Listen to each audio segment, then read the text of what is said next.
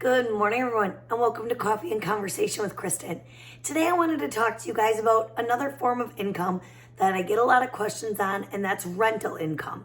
So one of the tactics people are using right now in this crazy market is to keep their home and buy a new home.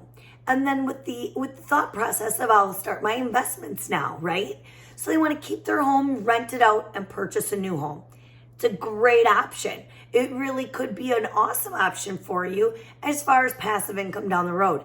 However, one of the key things to note is unless you've been a landlord for 2 years and have written that rental income off on your taxes for 2 years, similar to a self-employment factor, then we cannot use it. Okay, so it's really important for you to note that you can't just use rental income because you say that's what you're going to do. All right.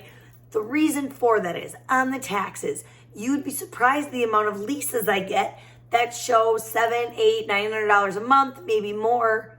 But the owners put so much work into the home and write so much stuff off that the home is actually projecting zero income on taxes. Okay.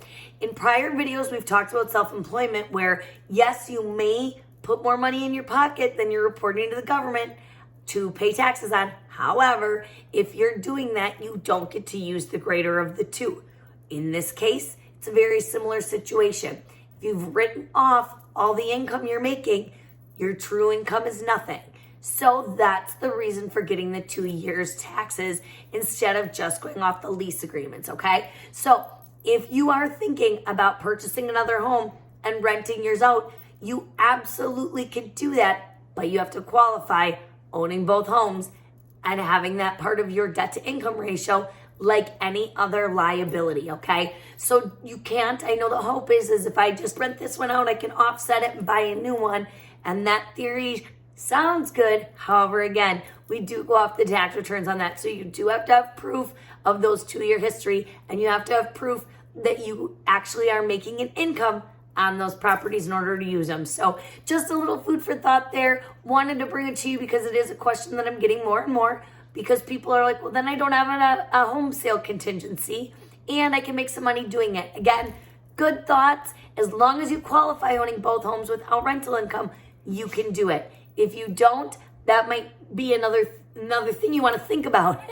I'll spit it out. So anyway, you do want to get together with your lender and have these full discussions. Please don't assume anything as far as just utilizing your old home and a new lease to offset the new home, okay? There has to be a history. Now, if you have a history of rental incomes and you want to turn this into a rental property, that would be a whole nother topic, which we could look at doing, then utilizing your lease agreements as long as there's some income on those taxes from other properties, okay?